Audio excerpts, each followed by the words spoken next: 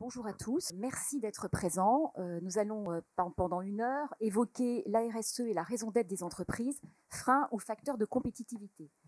Alors à mes côtés, Isabelle Grosmaître, CIO de Goodness & Co, Laurent Vallée, secrétaire général de Carrefour, et Pascal Durand, député européen. Alors avant de leur laisser la parole, je vous remets juste le contexte, quelques dates et quelques grands textes. En France, la RSE, qui vise à concilier de manière volontaire les performances économiques, sociales et environnementales des entreprises, est apparue avec la loi NRE de 2001, qui a rendu obligatoire pour les sociétés cotées en bourse un reporting sur l'environnement, le social et la gouvernance. Elle a vu son périmètre étendu notamment sur le climat par les lois Grenelle 1 et 2 de 2009 et 2010, puis par la loi de programmation sur la transition énergétique de 2015. On retrouve cette exigence de reporting avec la loi sur le devoir de vigilance de 2017. On peut aussi mentionner l'article 29 de la loi climat, adopté en 2019, qui prévoit de définir les obligations de reporting, cette fois-ci des investisseurs, sur les risques climatiques et la biodiversité, et dont le décret d'application est sorti le 27 mai 2021. Au niveau européen, c'est la directive NFRD sur le reporting non financier de 2014, transposée en France par l'ordonnance du 19 juillet 2017 et le décret du 9 août 2017, qui a apporté aux entreprises une méthodologie et qui a remplacé le reporting RSE par une déclaration de performance extra-financière. Nous le voyons aujourd'hui, les enjeux climatiques sont au sein des préoccupations et aussi des engagements européen de la France qui prépare sa présidence de l'Union européenne en 2022. La crise sanitaire a accéléré la reconnaissance des enjeux sociaux et environnementaux comme facteurs de risque et d'opportunités stratégiques pour les entreprises. Les salariés des entreprises recherchent du sens à leur travail. Les acteurs institutionnels qui financent ou qui investissent dans les entreprises n'opposent plus le critère de rentabilité à celui de responsabilité sociale et environnementale. Enfin, la loi Pacte du 22 mai 2019 est venue renforcer la RSE. Elle accompagne cette transformation en intégrant la prise en compte des enjeux RSE pour toutes les entreprises, quelle que soit leur taille, leur statut et leur activité. Elle va plus loin puisque les entreprises peuvent inscrire dans leur objet social une raison d'être, dans leur statut, pour matérialiser leur vision à long terme. Elles peuvent aller encore plus loin puisqu'elles peuvent se transformer en société à mission. Aujourd'hui, de nouvelles réformes dans une perspective à long terme sont attendues de l'Europe. Alors, chacun va apporter son éclairage ici autour de la table. D'abord sur le contexte, ensuite sur l'évaluation de la performance RSE et enfin sur la gouvernance. Alors, dans un premier temps, si on veut éclairer un peu ce qui a été dit, Isabelle Grosmaître, vous avez créé Goodness & Co, qui est une plateforme de conseil pour transformer la raison d'être en création de valeur et qui est une entreprise à mission. Vous avez été la catalyste du groupe Danone et vous avez accompagné la transformation stratégique de cette entreprise pendant 9 ans. Vous êtes allié du mouvement B Corp, vous êtes leader actif de Consumer Goods Forum au niveau de l'industrie des biens de consommation monde. Alors moi j'ai envie de vous dire, au regard de votre expérience, qu'observe-t-on aujourd'hui ? Qu'est-ce qui est en train d'évoluer ou pas d'ailleurs ? Et RSE et performance sont-ils liés ? Merci beaucoup Catherine. Tout d'abord merci, je suis ravie d'être parmi vous aujourd'hui. Je vais essayer de vous apporter mon regard, ce qui a guidé aussi mes choix tout au long de ma vie professionnelle. Et je crois qu'on vit une période un peu particulière au regard du contexte et du sujet aujourd'hui. Donc j'ai envie de partager peut-être 3 choses avec vous. La première, c'est l'entreprise comme véritable levier de progrès de la société. J'ai toujours été convaincue que l'entreprise était la voie de la transformation, mais je crois qu'aujourd'hui, encore plus qu'hier, ce choix est indispensable. Ma conviction n'est pas qu'une utopie, non. Elle est avant tout d'ordre économique, managérial, pour une société et pour une entreprise. Et je ne sais pas si vous avez vu cette récente étude de 2021 qui indique que 67% des Français attendent des chefs d'entreprise qu'ils interviennent en relais des gouvernements sur les enjeux sociétaux. Donc ça, c'est la première chose que je voulais partager avec vous. La deuxième, là du point de vue d'entreprise, puisque pendant près de 25 ans, j'ai œuvré pour l'idée ces transformations au sein d'entreprises, je crois que les entreprises n'ont plus le choix aujourd'hui. Elles doivent réinventer leur modèle pour être choisies, tout simplement. Oui, parce que nous sommes à un point de bascule. Aujourd'hui, encore plus qu'hier, les salariés souhaitent rejoindre des entreprises qui contribuent à un monde meilleur. Les consommateurs, aujourd'hui, ont compris que leur acte de consommation devenait un acte de vote, un acte militant. Et d'ailleurs, 6 consommateurs sur 10 estiment avoir aujourd'hui le pouvoir de faire évoluer les grandes entreprises et les marques par leur choix. Donc aujourd'hui, je crois fondamentalement que seules les entreprises ayant un impact positif prospéreront. Pourquoi ? Parce qu'elles seront choisies par les collaborateurs, les consommateurs, les investisseurs et les partenaires. Et enfin, le dernier point, je vais être un peu provocatrice, mais je crois que le chapitre de la RSE, c'est un peu un chapitre du passé. Pourquoi on parle de dépassement des politiques RSE? Parce que je crois qu'aujourd'hui, on est à une phase, un chapitre, où on cherche à créer des modèles vertueux. Et je vais m'expliquer. Pour moi, les politiques RSE, c'est limiter nos externalités négatives en tant qu'entreprise. C'est s'assurer qu'on fait bien les choses. Et par exemple, vous pouvez être une entreprise dans le tabac ou une entreprise extrêmement polluante pour notre planète, avoir, j'exagère volontairement, des politiques RSE avec un très bon scoring, parce que vous avez une politique diversité extraordinaire, vous avez beaucoup de femmes à la table dans le conseil d'administration, le comité de direction, le comité exécutif. Certes, c'est très bien. Vous pouvez avoir des achats responsables, très bien. Mais cela n'est pas suffisant, bien sûr. Et là, vous avez probablement compris le point. Aujourd'hui, il est nécessaire de dépasser ces politiques RSE, de créer des modèles vertueux, d'aller plus loin, de repenser nos modèles de consommation. Je vous donne juste un chiffre que j'ai découvert en préparant cette intervention. Dès 2018, pour ceux qui travaillent dans la fashion, dans le luxe, dès 2018, le marché de la fripe, ou plutôt de la seconde main, dépassera le marché de la fast fashion. Donc on réinvente aujourd'hui les modèles pour créer des modèles vertueux. Alors aujourd'hui, je crois que la question, c'est comment faire de la raison d'être un avantage concurrentiel. Comment cultiver justement cette synergie entre performance économique et impact positif. Le temps est venu pour les entreprises de créer du sens. Le temps est à l'action.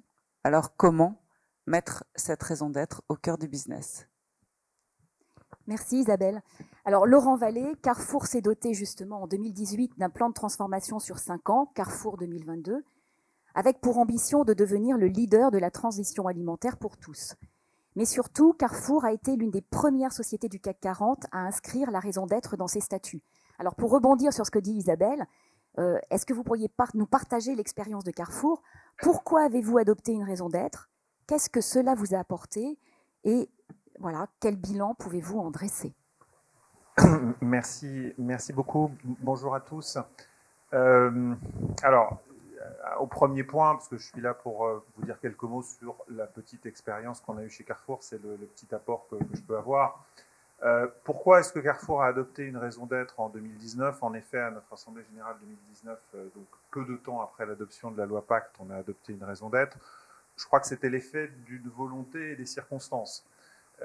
D'une volonté qui tient à ce que, comme vous l'avez indiqué, au moment du lancement du plan de transformation de Carrefour qui a été lancé en 2018, il y a eu une volonté très forte, avant l'adoption de la loi Pacte et pour la distribution et pour notre entreprise, de positionner l'entreprise sur quelque chose qui correspond à son identité, c'est de favoriser la transition alimentaire pour tous et donc de favoriser une évolution vers manger mieux, de favoriser une production plus responsable, à notre mesure, en restant un distributeur généraliste, donc en ne faisant pas tout parfaitement et tout constamment parfaitement, mais cette volonté existait et elle préexistait à la loi Pacte et au demeurant, elle était déjà, je crois, dans l'identité de Carrefour avant même le plan de transformation. Des circonstances en deuxième lieu parce que au moment où la loi Pacte est adoptée, au fond, à la différence d'autres entreprises, on n'a pas adopté une raison d'être, ou l'Assemblée Générale n'a pas adopté une raison d'être parce qu'on voulait absolument être pionnier ou parmi les premiers.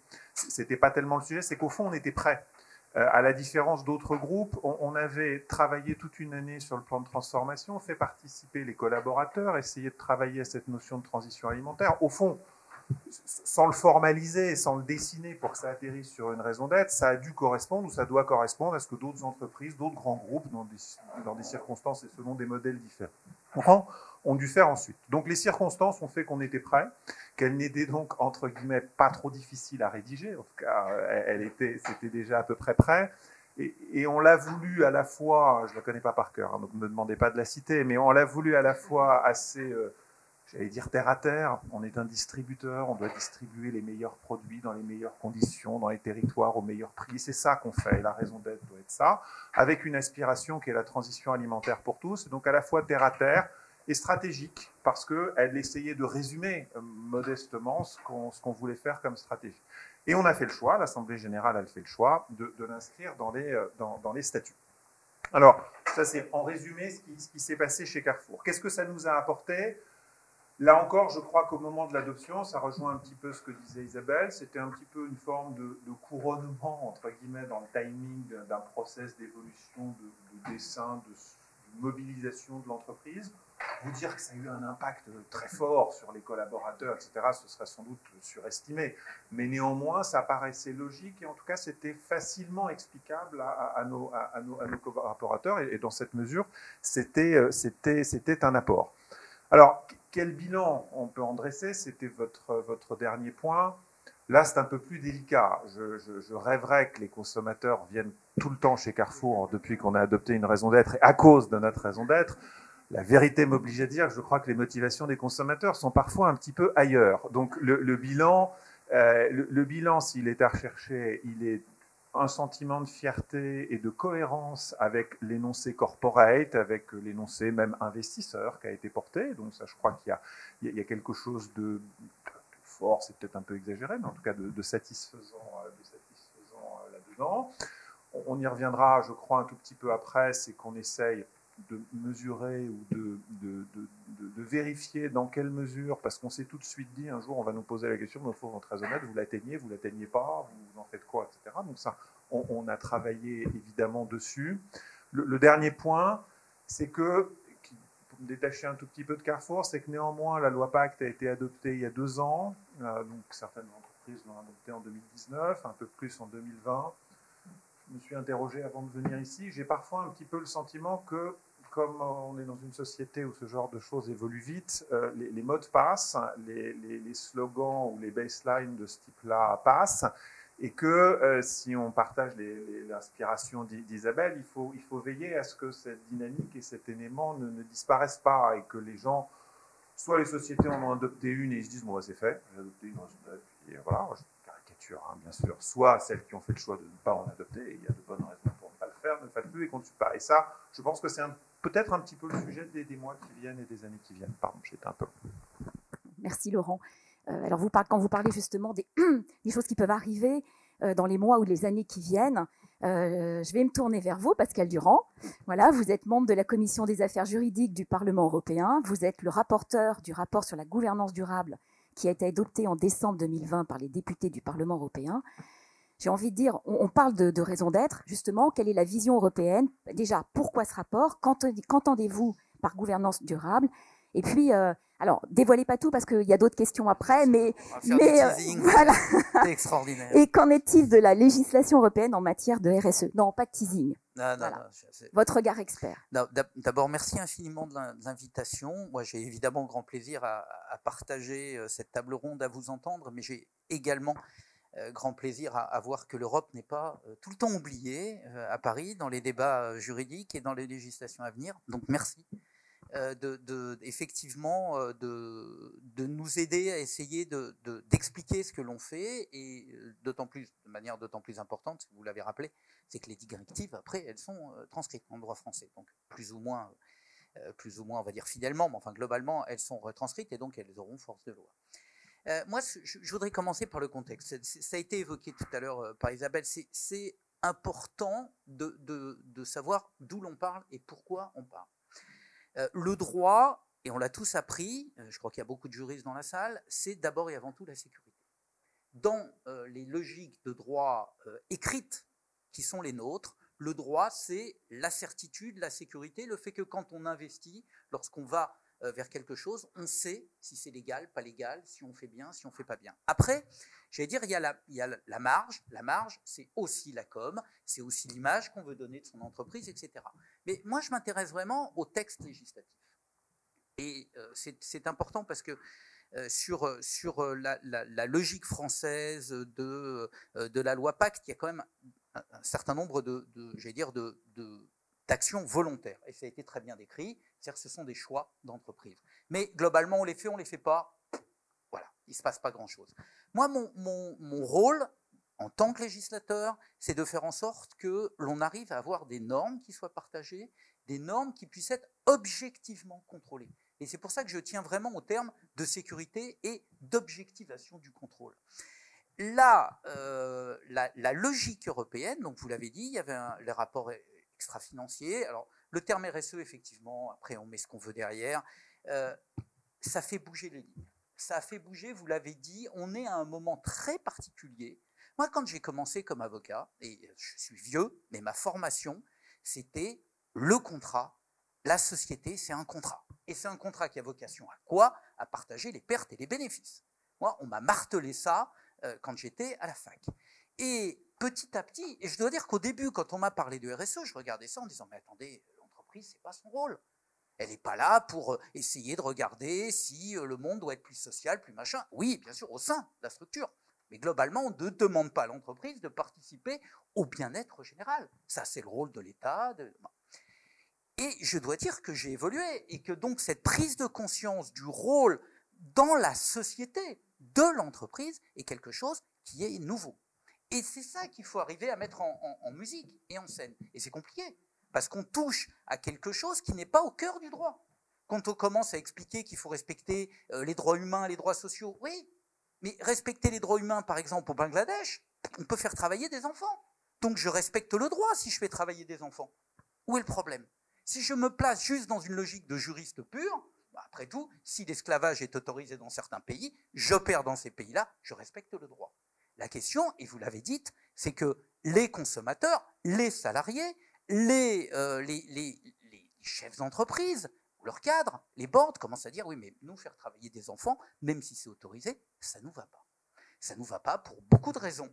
Et donc, on a commencé, et on commence à essayer de mettre en place une législation. Alors, il y a la NFRD qui maintenant s'appelle CSRD, pardon pour les acronymes, c'est une déformation européenne, mais enfin, globalement, les reportings extra-financiers, on va avoir le devoir de vigilance. La France a été pionnière, elle a fait un vrai travail, ça commence à revenir aussi au niveau européen. Donc, pour répondre vraiment à votre question, pourquoi et que fait l'Europe? L'Europe essaye de faire en sorte que des normes partagées par les entreprises, ça c'est peut-être un peu la différence avec la logique française. C'est-à-dire que nous, on essaye de se placer dans une démarche pragmatique. Qu'est-ce qui existe? Qu'est-ce qui marche? Qu'est-ce qui ne marche pas?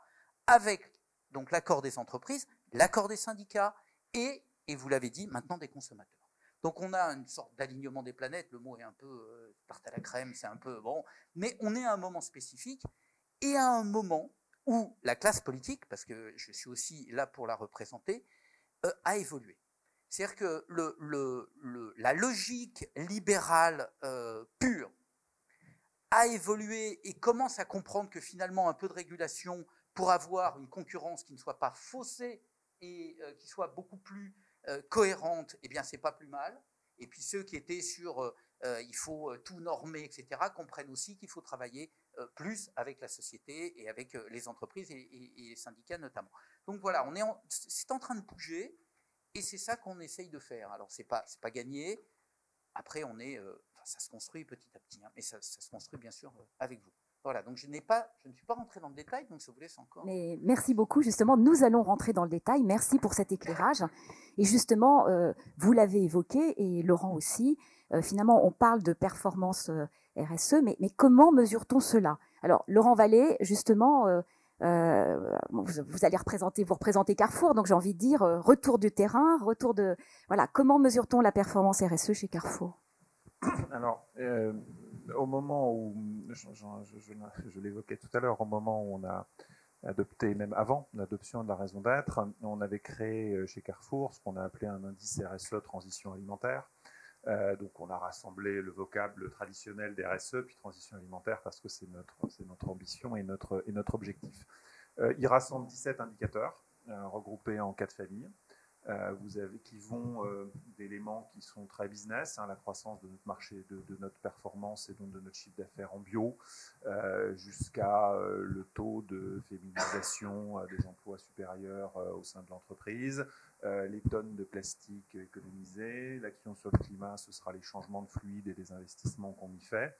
Le plus possible, les rendre quantitatifs et appréciables, pas tous, parce qu'il y a des choses sur 17 indicateurs, il nous a semblé qu'on pouvait avoir quelques éléments un petit peu plus qualitatifs dans certains domaines.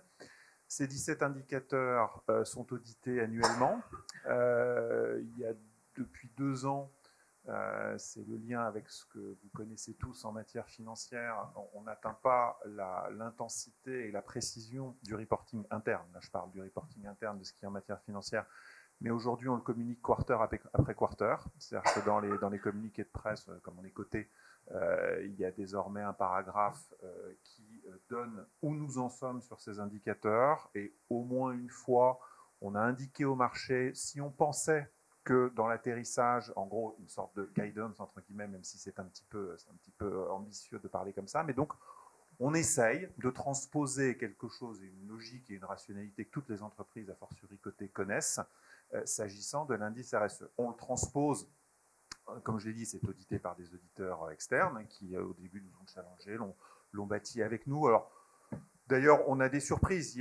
Au début, vous vous dites qu'il y a des choses où là, on les atteindra jamais, c'est fou. En fait, vous allez assez vite. Il y en a d'autres, voilà. Donc, il y a un peu de fine-tuning, entre guillemets, en bon français, à faire au début parce que c'est un peu nouveau pour tout le monde, mais c'est intéressant.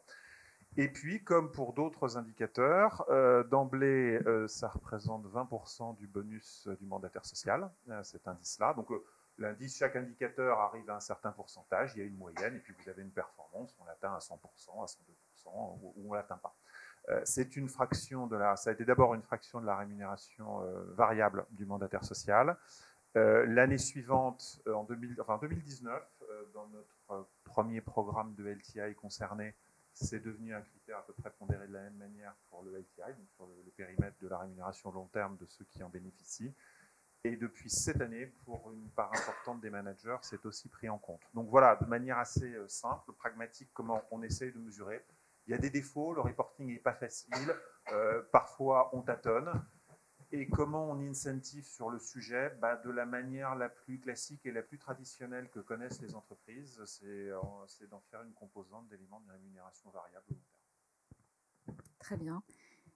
Isabelle, est-ce que vous pourriez compléter cet éclairage? Comment la RSE devient un indicateur clé au cœur du business model? Je crois que sur cette question, l'exemple de Laurent est très clair. Donc, j'ai envie d'apporter peut-être un autre éclairage qui est au-delà du reporting et donc de s'assurer qu'on progresse bien dans l'ensemble des indicateurs qui ont été fixés. Ce que je vois beaucoup dans les entreprises que j'accompagne, c'est comment passer d'une logique de compliance à une logique de en quoi la RSE devient une boussole stratégique. Et donc, comment je la mets en musique pour qu'elle devienne créatrice de valeur pour mes clients, pour mes collaborateurs, pour mes partenaires. Et donc, par rapport à ça, j'ai peut-être envie d'appuyer 2 choses. Je vois que les entreprises qui réussissent bien, comme Carrefour d'ailleurs, c'est celles qui utilisent ces indicateurs comme une boussole stratégique pour guider leurs choix, leurs actions. Donc Laurent, tu évoquais la partie rémunération variable. Je peux vous donner un autre exemple qui est une entreprise Mars, pour ceux qui la connaissent, qui est une entreprise familiale, qui est en train de mettre en place un compas, une boussole stratégique, sur l'ensemble des critères et des indicateurs RSE qu'on a choisi 2 sur 4 familles, donc 8 en tout. Et sur ces 8 indicateurs, en fait, ça sert véritablement de boussole à la fois pour l'ensemble des business reviews, pour l'ensemble des choix d'investissement à 3 ans et pour les rémunérations variables des dirigeants. Donc ça, c'est vraiment à quel point ces indicateurs peuvent être parfois une boussole stratégique au quotidien dans les choix de l'entreprise. Et puis aussi quelque chose qui m'est cher, c'est ces indicateurs RSE, donc pas l'ensemble peut-être, mais vraiment faire les bons choix de ceux qui sont primordiaux, à quel point on peut les relier dans une boussole pour engager les gens autour de nous dans un destin commun. C'est-à-dire, et Laurent, tu le soulignais, à quel point ces sujets-là sont importants pour les collaborateurs, mais on le voit aussi dans cette logique d'impact sociétal. Évidemment, les parties prenantes jouent un rôle essentiel. Et donc, ces indicateurs, quand ils agissent comme une boussole pour engager, on emmène les gens beaucoup plus loin. Et là, je vais vous donner l'exemple que l'on a mis en place chez Danone. Donc, on avait 9 indicateurs, 9 grands objectifs d'entreprise. Et chaque année, on demandait 2 fois par an aux 100 000 Danoneurs de s'exprimer sur ces 9 indicateurs pour connaître de leur point de vue quelle était l'urgence, quel était l'indicateur prioritaire pour eux, pour leur pays, pour leur fonction. Et en fait, 86 000 d'entre eux répondaient à chaque fois. C'est énorme. Donc les collaborateurs avaient une voix, ont une voix dans l'élaboration du plan strat. Et donc je crois que ces indicateurs RSE, lorsqu'ils deviennent une boussole stratégique, peuvent à la fois guider les choix et les actions de l'entreprise, de l'équipe dirigeante, et à la fois engager pour un destin commun les collaborateurs et les parties prenantes. Merci Isabelle. Alors on va se retourner maintenant du côté européen, même si la France n'abandonne pas complètement l'Europe, parce que le gouvernement a mis en place une plateforme impact.gouv pour permettre aux entreprises de publier en toute transparence leurs données environnementales, sociales et de bonne gouvernance, et de façon à anticiper justement la réglementation européenne.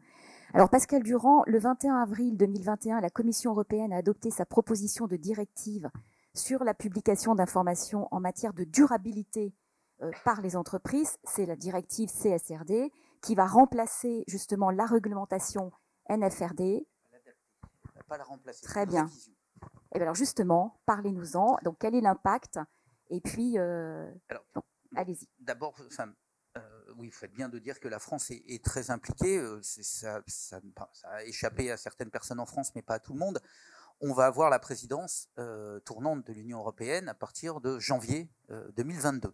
Et donc, vous savez, ou pas, parce que l'Europe, ça fonctionne de manière un peu particulière, euphémisme, que la présidence française, donc il y a la Commission qui propose, qui a l'initiative des textes de loi européens, c'est la Commission. Ensuite, ça vient au Parlement. Le Parlement, donc les vote, les amende ou les refuse. Enfin, globalement, en général, on les vote amendés.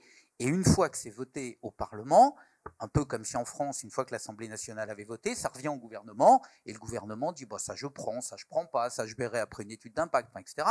Donc nous, on part au Conseil. Le Conseil, c'est donc les représentants des États, des 27 États européens, mais il y a une présidence. Et évidemment, la présidence tournante, pour 6 mois, est très importante, parce que c'est elle qui décide de l'agenda. Alors si je le dis, c'est pas simplement pour... c'est pas neutre. Ça veut dire que, là aussi, tout à l'heure, je parlais d'alignement des planètes, on a une fenêtre. Je dis qu'on a une fenêtre tout simplement parce que le gouvernement français, et notamment Olivia Grégoire, à laquelle je veux rendre hommage aujourd'hui, parce qu'elle a vraiment pris ce sujet à bras-le-corps, elle fait un travail absolument remarquable à Bercy, et elle en fait une priorité, donc de cette directive et de la révision de cette directive. Donc il faut qu'on arrive, nous, au Parlement, à avoir décidé sur un texte avant, on va dire, décembre, janvier, pour que la France puisse effectivement le mettre à l'agenda. C'est de la cuisine, mais c'est une cuisine très importante, parce que si on perd cette fenêtre, alors ça risque après de ne plus être du tout à l'agenda des prochaines présidences, et donc s'il le faut en 2023, 2024, nous n'aurons pas la révision de la directive. Donc voilà pourquoi c'est important effectivement que la France soit impliquée, et que les entreprises françaises, je l'ai dit tout à l'heure, mais poussent, parce qu'on a des résistances, parce que le monde européen effectivement est fait de 27 pays différents, de cultures juridiques différentes. Imaginez ceux qui sont sortis il n'y a pas très longtemps du communisme et qui voient donc les régulations de manière quand même, je vais dire, un peu compliquée, parce que ça leur rappelle souvent de mauvais souvenirs. Et donc il y a des résistances qui sont des résistances au-delà de la raison, au-delà du juridique. Donc il faut évidemment avoir des gens qui poussent. Alors ça c'est le contexte et je vais aller très vite sur ce que l'on essaye de faire. Je dis bien ce que l'on essaye, parce que je ne vous vends pas, entre guillemets, quelque chose qui n'existe pas encore. On a un projet de directive, mais je l'ai bien dit, ce projet de directive, on va l'amender au Parlement. J'ai été désigné comme rapporteur, mais il y a encore des arbitrages à faire, mais globalement, donc nous on va essayer de l'amender un peu, et ensuite c'est au Conseil. En gros, hein, le contexte. Actuellement, ce sont les grandes entreprises cotées qui sont soumises à ce reporting. Là, on va l'étendre à toutes les entreprises cotées, PME, pas PME, de manière à ce que le champ soit un champ plus égalitaire. On va essayer aussi de l'étendre sur l'alignement de la directive comptable. Alors ça ne vous dit pas grand-chose, mais la directive comptable européenne, c'est plus de 250 salariés. Globalement, on va faire court, 40 millions de chiffres d'affaires. On va, et surtout, ça c'est ce qui me tient le plus à cœur, et vous l'avez dit, vous avez 17 critères. Ces 17 critères, vous les avez définis avec votre auditeur. S'il le faut, Intermarché, il en a 12. S'il le faut, je ne sais pas, enfin, je ne vais pas défiler tous vos concurrents, ils en ont 23. Bon, moi, ce qui m'intéresse, et ce qui intéresse le business, parce que ce qui intéresse aussi les fonds, pour avoir une visibilité, je l'ai dit tout à l'heure, le droit, la sécurité, c'est le fait qu'on ait au moins, comme en matière comptable, un bilan, il est normé. Après, on n'empêchera jamais ni les fraudes, ça sera marginal, ni ceux qui veulent ajouter des informations pour leurs investisseurs, les consommateurs, les salariés. Ça ne me gêne pas. Mais le bilan, il est normé. N'importe où dans le monde, on est capable de lire le bilan d'une entreprise et en gros de faire une analyse qui soit objective de la santé économique. Il faut qu'on arrive à la même chose sur l'extra-financier. Sur l'extra-financier, j'ai actuellement dans le monde 1700 rapports différents. 1700. Et je ne parle pas là de ce que l'on rajoute en plus à titre volontaire. Donc 1700 rapports différents, ça veut dire que ni un auditeur ou une auditrice sérieuse, ni un fonds, alors qui va travailler avec ses propres auditeurs, mais vous imaginez le boulot, ça veut dire que chacun travaille avec son partenaire, ça va être différent. Et alors les ONG, vous parliez des parties prenantes, ils ne peuvent pas contrôler et on n'a pas des normes. Donc voilà, le boulot, c'est d'arriver à faire en sorte qu'il y ait un reporting de standard. Et là où j'ai vraiment besoin de travailler, et ça c'est ce qui différencie peut-être l'Europe de la France, c'est que nous on ne veut pas vous imposer. On ne va pas arriver en disant à Carrefour, la distribution, vos normes c'est ça, ça et ça. Non, il faut que vous nous aidiez à définir les normes dans la grande distribution. Que Danone puisse... Bon, enfin bref, je ne vais pas entrer dans le détail, tout le monde comprend ce que je veux dire. Il faut qu'on définisse ces normes, que ces standards soient partagés, qu'ils soient acceptés par le business, par les syndicats et par les ONG, et qu'on avance. Donc, 50 000 entreprises vont être concernées. Pour le moment, on est à peu près à 10 000. 11 000 actuellement. Ça veut dire 50 000. Demain, ça veut dire des standards qui sont partagés après-demain, parce qu'il faut le temps de les mettre en place. Hein. On ne va pas se raconter d'histoire. Il faut qu'on ait un principe de double matérialité. Vous l'avez dit tout à l'heure, ça change beaucoup de choses. C'est-à-dire, c'est non seulement l'impact que l'externe peut avoir sur l'entreprise, et c'est très important, notamment l'approvisionnement, on l'a vu avec les puces, etc., mais également quel est l'impact que l'entreprise, je parlais tout à l'heure du travail de l'esclavage, etc., ou d'autres problématiques environnementales ou de droits humains, il faut qu'on puisse objectivement les auditer et le dire.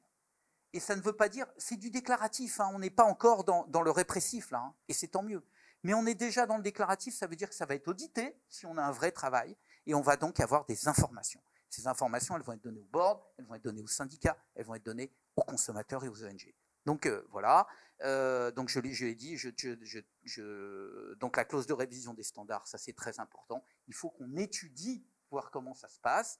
C'est pour ça qu'on révise la directive, c'est pour ça que j'insiste, ce n'est pas un nouveau texte, c'est une évolution d'un texte déjà existant où on va essayer d'améliorer ce qui ne fonctionnait pas et de l'étendre, et je vous dis d'avoir des normes. Et ce qui est très important, et je termine là-dessus, c'est qu'on rentre, alors c'est un vrai débat que vous connaissez par cœur, mais entre la soft law et la hard law. C'est-à-dire que on est en train de passer d'une logique où chacun fait ce qu'il veut dans son camp, et certains le font très bien, et d'autres ne le font pas du tout, voire magouillent, parce que c'est aussi des fausses déclarations quand ce n'est pas contrôlé. Et on est en train de passer dans un monde où on va essayer de réguler de manière obligatoire. Mais obligatoire sans aller au-delà de ce qui est possible, notamment pour les PME. Ça veut dire aussi qu'on va différencier les niveaux de déclaration et donc on va essayer de s'adapter. Voilà, donc c'est ce glissement de la directive entre on fait en gros un peu ce qu'on veut on va essayer de le faire ensemble et de dire à peu près la même chose pour avoir une objectivation, si vous me permettez ce néologisme, des déclarations, en gros d'aligner le non financier sur le financier. Voilà, pour faire bref, ça va être ça notre boulot. Très bien, merci beaucoup. Est-ce que vous pourriez compléter aussi et nous parler un peu de la compétition internationale sur les indicateurs de performance extra-financière et voilà. Et finalement, très vite, mais quel est l'enjeu? Voilà. L'enjeu, il est absolu. Enfin, écoutez, vous avez tous vu arriver l'IFRS. Vous avez tous vu arriver sur les normes fiscales, extra-comptables, comptables, pardon, etc. Le fait que les Américains, à un moment, à cause de la crise financière ou autre, se sont pas posé de questions. Ils ont dit voilà, c'est les nouvelles normes. Et ces nouvelles normes, elles vont s'appliquer à toutes les entreprises, américaines ou non, dès lors qu'elles opèrent sur le marché US. Et on s'y est mis. Je veux dire, les avocats, les experts comptables, on était tous en panique. On a tous fait de la formation accélérée, mais on s'y est mis et on s'est aligné sur les normes US. Eh bien, nous, ce qu'on voudrait faire sur l'extra-financier, parce qu'on est en avance, parce qu'on a une vision différente de l'entreprise, parce qu'on a une vision différente de l'équilibre entre l'environnemental, le social et l'économie, et vous avez commencé par là, évidemment, il faut faire du business, et il faut que ça soit rentable, enfin, voilà, c'est le cœur de l'économie. Donc, on a une vision spécifique en Europe. Et donc, ne nous laissons pas imposer, c'est une question de souveraineté, c'est une question de défense de nos valeurs. Faisons en sorte que ce soit l'Europe, pas seule. Moi, je ne suis pas du tout pour la fermeture des frontières de l'Europe, je ne suis pas pour une souveraineté qui soit un protectionnisme.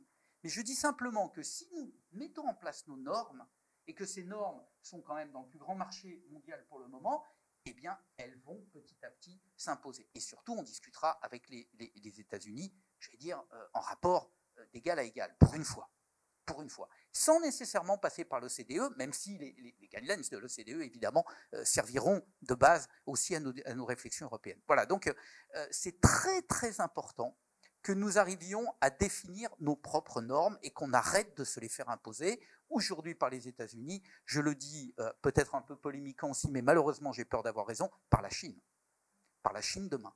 Donc faisons en sorte que les normes extra-financières, les questions environnementales de droit, imaginez les droits humains vus par la Chine. Enfin, je veux dire, c'est pas la peine d'aller plus loin.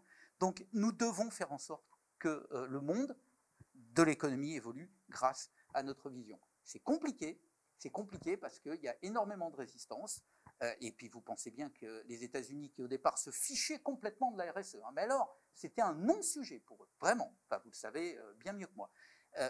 Là, ils commencent à comprendre qu'il y a un vrai enjeu, y compris économique, parce que les fonds d'investissement, parce que les fonds de pension notamment, commencent vraiment à demander ces critères et cette lisibilité. Et on le voit, et ça intéresse évidemment BlackRock et d'autres. Donc, essayons de faire en sorte que l'Europe soit au rendez-vous, je veux dire, de sa puissance, de ce qu'elle a sur un plan économique. Faisons-le également sur un plan politique au sens noble du terme. Merci. Alors, on va aborder notre dernière partie. L'entreprise est évidemment partie prenante avec son écosystème. Cela impacte les modèles de gouvernance. Laurent Vallée, allez, encore un retour d'expérience. Gouvernance de la RSE ou de la raison d'être, comment l'entreprise pilote-t-elle ces sujets? Et comment Carrefour, finalement, pilote-t-elle ces sujets? Alors, je vais venir dans un instant, vraiment de manière très, très peu originale par rapport à toutes les entreprises qui le pilotent, à mon avis, de manière assez comparable. Je ferai peut-être juste un commentaire sur ce que M. le député a dit. Quand j'ai parlé de l'indice RSE, c'est, j'allais dire, malheureusement pas le seul référentiel auquel on se soumet. On l'a un petit peu créé parce que il fallait des éléments, j'allais dire, qui aient une plus grande adhésion avec notre plan stratégique, en quelque sorte. C'est la raison pour laquelle, parce qu'il nous semblait que c'était assez pertinent. En revanche, notre URD, la DPEF et beaucoup d'ONG que vous connaissez qui prévoient ces référentiels, on s'y soumet aussi. La seule chose que nous, on peut essayer de faire, c'est de montrer qu'il n'y ait pas trop de distorsion entre notre indice interne et son évolution et les jugements externes. Non, on aurait un problème sinon. Donc la manière dont on le communique, c'est de dire, bon, voilà, normalement, alors, ça chemine à peu près de la même manière. Quant à la gouvernance, ce qui est... nous, la manière dont, ça fait déjà un moment que le conseil d'administration de Carrefour a créé un comité RSE, ça n'a rien aujourd'hui, je crois, d'original, et il est préexisté à la raison d'être, ça fait plusieurs années qu'il est là. Ce qui est très frappant je trouve, là, d'un point de vue personnel, ou en tout cas de témoignage, c'est l'intérêt d'un conseil d'administration, en tout cas d'une autre, pour ces sujets-là. C'est-à-dire que les conseils d'administration, il faut mesurer qu'ils entendent beaucoup parler de publications financières, pas mal parler de gouvernance. Donc quand vous leur parlez de ce type de sujet, c'est intéressant. C'est comme quand vous leur parlez de dimension opérationnelle. Donc le fait d'avoir un comité, etc., il ne faut pas se mentir. Et j'allais dire tous les profils. Il ne faut pas se dire qu'il y a des profils qui sont plus intéressés par ce sujet. Honnêtement, depuis 4 ans, ça fait 4 ans que je suis Carrefour, on sent quand même une certaine évolution. On a, nous, créé un comité de transition alimentaire au départ, au lancement du plan. On a créé des formules un peu annexes ou accessoires, comme il y en a plein de variétés dans les entreprises. Là, le bilan est un petit peu mitigé. Je crois que c'est vraiment la gouvernance de droit commun, le management et la gouvernance qui doit s'en saisir au même titre que tous les sujets. En tout cas, mon expérience, c'est de créer des points de gouvernance satellitaires à celles qui existent, n'est pas très performant, mais peut-être qu'on s'est mal pris et peut-être qu'on l'a mal fait aussi. Merci. Isabelle, est-ce que vous pourriez compléter justement, puisque vous accompagnez les entreprises dans la transformation de leur raison d'être en création de valeur, quels sont les cadres existants un petit peu ? Alors, j'ai envie de vous parler de 2 cadres.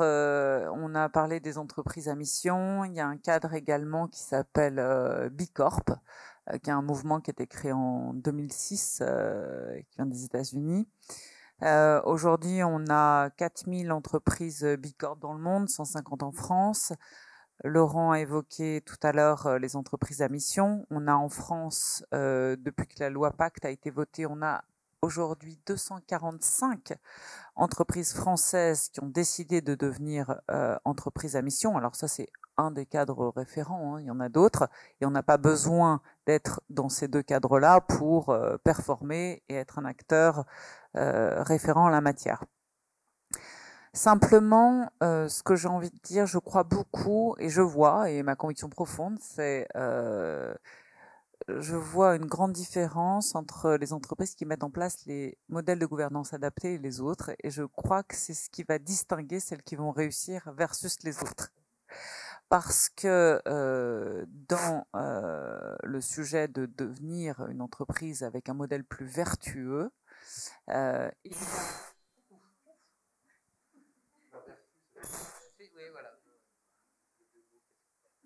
est-ce que c'est mon micro ? Donc, peut-être 3 choses. Bien sûr, tout commence par la vision. On parle de la raison d'être. Sans vision, sans savoir ce vers quoi on va, ce pourquoi on agit, quel est notre rôle dans la société, il est difficile de mettre en place une organisation derrière pour opérer intelligemment. Donc, tout commence par cette raison d'être, cette vision. La deuxième chose, et je le vois, n'est pas de définir une raison d'être qui va rester dans les placards ou qui va servir d'artifice de communication. Non, c'est de passer des mots à l'action, de la mettre en musique. C'est pas si simple.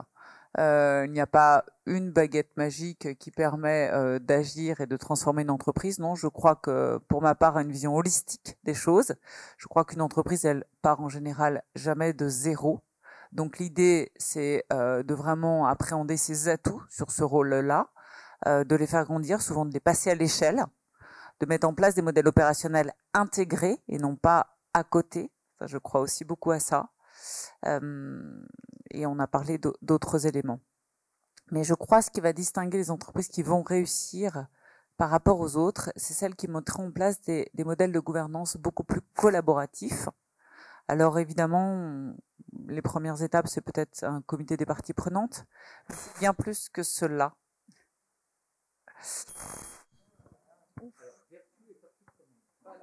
Oui. Oui, peut-être. Vous avez peut-être un autre micro. Essayez de prendre l'autre micro, peut-être. Ça, c'est aussi un qui n'était pas utilisé. Merci. Donc, je vais essayer celui-ci. En fait, je crois véritablement sur la gouvernance qu'on a un changement de paradigme. C'est un peu la vision que je vous ai exprimée en introduction sur, on passe d'un chapitre de RSE, de compliance, qui est pas si facile et qui est pas toujours atteint, on est bien d'accord. Mais en tout cas, ce qui m'intéresse, c'est d'accompagner celles qui construiront l'économie de demain et donc celles qui vont créer des modèles vertueux. Et je crois qu'en matière de gouvernance, on est un peu dans une même phase. C'est-à-dire que pour travailler sur des modèles vertueux, on va travailler sur des modèles beaucoup plus collaboratifs avec nos collaborateurs. Je vous citais l'exemple de Danone, mais aussi avec les partenaires. Et ça, être capable de travailler différemment, de passer d'une économie actionnariale à une économie partenariale, c'est véritablement ça la clé. Et donc, du coup, la gouvernance joue ce rôle essentiel pour permettre aux entreprises de réussir. Merci Isabelle. Alors, juste avant de passer sur le niveau, sur la vision européenne en matière RSE, juste, je vais revenir vers Laurent et vers Isabelle. En fait, c'est quoi les conséquences pour une entreprise si on ne se conforme pas aux attentes en matière de RSE? Mieux pour le mien, pardon, je suis désolé. Ça va là alors, si je fais le lien avec ce que je disais tout à l'heure, il y a une conséquence sur le management, sa rémunération, etc. Donc c'est comme ça qu'on l'a visé en disant la mobilisation, si ça ne se passe pas, il y a une première conséquence, pas une sanction, c'est la conséquence logique. Les entreprises fonctionnent de cette manière. Aujourd'hui, je me demande aussi parfois s'il y a une réelle rémunération. Ce que je veux dire par là, c'est que pour des entreprises, je vais parler de la mienne, qui sont assez anciennes, qui ont eu un très bon modèle pendant des années, mais qui doivent se transformer, qui sont ni natives en matière digitale, ni en matière de RSE, et qui donc doivent constamment apporter par la preuve qu'elles évoluent. Au fond, je ne suis pas sûr aujourd'hui que le marché crédite ce type d'entreprise de la démarche. Il a parfaitement le droit de ne pas les créditer s'il estime qu'elle n'est pas valable. Ça, je ne dis pas que je détache le Carrefour, je ne dis pas que ce qu'on fait est bien et qu'il faut la créditer. En revanche, je ne suis pas convaincu, à titre personnel, qu'aujourd'hui le marché va créditer une entreprise assez rapidement de sa démarche. Et ça, il faut mesurer dans votre démarche stratégique, dans la mobilisation de vos collaborateurs, dans la mobilisation de l'administration, d'actionnaires, que je vais essayer de parler. Non, je crois que chez Cécile, il y en a un qui... Vous m'entendez pas? Comme ça, c'est peut-être pas la peine d'utiliser.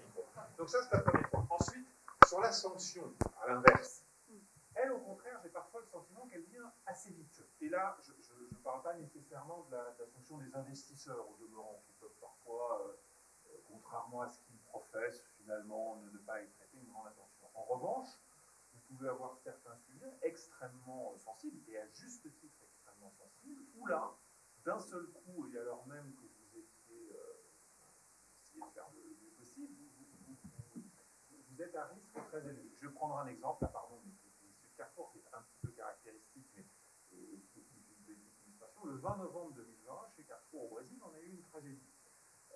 Un client, à la sortie d'un hypermarché au Brésil, se fait tabasser par deux agents de sécurité d'une entreprise de sécurité, pas des salariés de Carrefour, mais à laquelle on faisait appel. Il meurt. Il meurt, il est noir. C'est un cas au Brésil, il est comme partout, mais particulièrement au Brésil, les sujets de racisme d'entreprise sont inflammables à un degré terrible. C'est parfaitement normal, c'était une tragédie. Et d'un coup, vous avez une remise en cause de tout ce qu'a fait Carrefour pendant 10 ans, 20 ans, 30 ans, et je ne dis pas que ce qu'on faisait était bien, etc., mais on avait des policiers, on avait des démarches, on avait des preuves, etc. D'un seul coup, aux yeux du marché, des investisseurs, des ONG, etc., tout ça n'existe plus.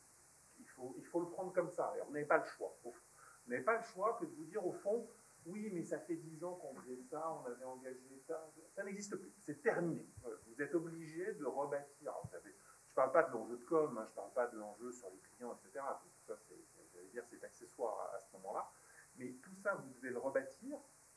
Et donc, ce type de sanction, entre guillemets, ou ce type de crise, et ça peut arriver, je crois, à plein d'entreprises, et on a une industrie qui a une grande empreinte, je sais qu'il y a beaucoup de collaborateurs, donc ça représente un certain nombre de risques, mais il y a des entreprises qui, par leur activité même, ont des risques bien plus importants que les nôtres. Et donc, moi, je trouve parfois que c'est un peu ça qui n'est pas facile, c'est que pour certaines entreprises, le bénéfice ou le crédit que vous retirez de vos démarches n'est pas toujours visible, ou en tout cas facile à expliquer à vos actionnaires, collaborateurs, à votre gouvernance. En revanche, aujourd'hui, dans le monde dans lequel on est, sur ces sujets-là, et encore une fois, juste titre, et c'est normal, c'est lié à la responsabilité qu'on évoquait, vous êtes redevable d'un certain nombre de choses, mais l'incident, voire la tragédie comme on l'a vécu, immédiatement met l'entreprise en péril. Et ce déséquilibre, je trouve, n'est pas toujours facile à gérer pour une entreprise et facile à expliquer, ne serait-ce qu'à vos collaborateurs en interne, au marché, etc. Et je trouve, bon, modestement et concrètement, ce qu'on vit, c'est ça qui n'est pas trop facile. D'accord, très bien.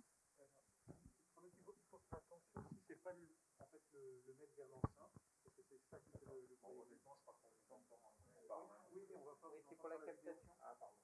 Vous voulez que je répète ce que j'ai dit? À l'envers. À l'envers.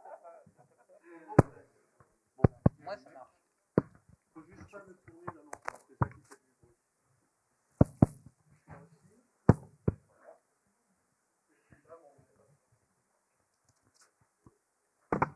Le Brésil. Très bien, merci beaucoup. Donc, du coup, on va avoir quelques minutes supplémentaires. Isabelle, très rapidement, de façon à laisser ensuite la parole à Pascal. Pas facile comme question. J'ai envie d'apporter 2 éléments d'éclairage. Peut-être le fait que aujourd'hui, ce qui est challengé, c'est, alors ça va peut-être contredire ce que tu viens d'évoquer, Laurent, mais la consistance. Par exemple, les collaborateurs, et il y a beaucoup d'exemples dans le monde, remettent en question leur entreprise quand on voit des décalages trop importants entre ce qu'elles annoncent et ce qu'elles font. Et surtout, cette nouvelle génération, elle va chercher la consistance. Donc la consistance, c'est d'avoir à nouveau, ne pas avoir de trou dans la raquette. Ça, c'est important. Et la deuxième chose, c'est ce sujet n'est pas si facile. On peut arriver à des tragédies sur des thématiques ou autres. Ce qui est important, c'est de s'inscrire dans une démarche de progrès, de sincérité, je crois. C'est-à-dire que d'annoncer que c'est pas si simple et de partager le progrès et aussi les difficultés qu'on peut avoir sur ce chemin. Voilà ce que j'ai envie de dire. Merci Isabelle. Pascal, du coup, je reviens vers vous. Alors, pour la vision européenne, évidemment, quels sont les impacts attendus pour la gouvernance? Alors, les impacts attendus, je l'ai dit tout à l'heure, c'est déjà de faire en sorte qu'il y ait un marché qui soit fluide, c'est-à-dire qu'il soit dans une concurrence raisonnable, acceptable, acceptée, et qu'on arrive vraiment à avoir, en gros, on est sur le terrain de foot, les joueurs ont les mêmes règles et il y a un arbitre qui peut siffler quand il y a des fautes. Voilà, c'est en gros, je ne mets pas des feux rouges partout, sans policiers derrière, avec la possibilité de sanctionner ceux qui le brûlent, mais voilà, j'essaye de faire en sorte que le marché soit le plus fluide possible. J'ai dit tout à l'heure sur la question de la souveraineté européenne, ce que j'espère aussi et ce que l'on va essayer de faire, c'est de faire en sorte que toutes les entreprises qui opèrent en Europe, qu'elles soient européennes ou non, exactement comme je l'ai évoqué tout à l'heure pour les FRS, on ait une applicabilité de nos règles, de manière à ce que là aussi, il n'y ait pas de prime à ceux qui ne respectent pas les règles communes et les règles que l'on se donne. Après, pour répondre à l'exemple de Carrefour et sans entrer dans des grands débats philosophiques, il en va exactement de la même chose pour la démocratie, c'est tout ce qui est, j'allais dire, beau et fragile. C'est compliqué à mettre en œuvre, et ce que vous faites, ce que vous avez fait, ce que l'on essaye de faire nous à notre niveau, c'est finalement d'essayer d'affiner un monde qui, si on le laisse faire, devient un peu brutal. Et on sait très bien que ça va beaucoup plus vite de mettre un grand coup à quelqu'un plutôt que d'essayer de le convaincre par la discussion que sa position n'est pas bonne, ou elle est bonne, etc., etc. Donc nous, ce qu'on essaye de faire, et on a la même chose avec le devoir de vigilance qui arrive aussi en parallèle, la RSE, enfin la NFRD, pardon, c'est en gros l'obligation de dire, et le devoir de vigilance, c'est plus l'obligation de faire. Alors, ce n'est pas l'obligation de moyens, de résultat. Hein. On reste dans tous les cas dans des obligations de moyens. À ma connaissance, il n'y a pas vraiment de risque d'obligation de résultat, ni dans un dossier, ni dans l'autre. Mais en tout cas, on est donc dans le déclaratif pour l'extra-financier, dans le contrôle de ce déclaratif maintenant qui va s'améliorer, et puis on sera ensuite dans la déclinaison. Alors, bien sûr que les atteintes à la sécurité humaine, on ne peut pas tout contrôler. Mais ce que vous dites sur ce qui se passe au Brésil, et moi c'est un pays que je connais bien, effectivement, c'est d'aller, c'est un vrai débat. Et on va l'avoir à l'Europe et on l'a déjà. C'est jusqu'où on descend dans la chaîne de valeur. Jusqu'où le contrôle est objectivement possible. Quand vous avez à Dakar une usine qui s'écroule et il y a 1500 morts en dessous, etc., évidemment, personne ne demande à Benetton ou aux autres d'aller contrôler la qualité du bâti de l'usine.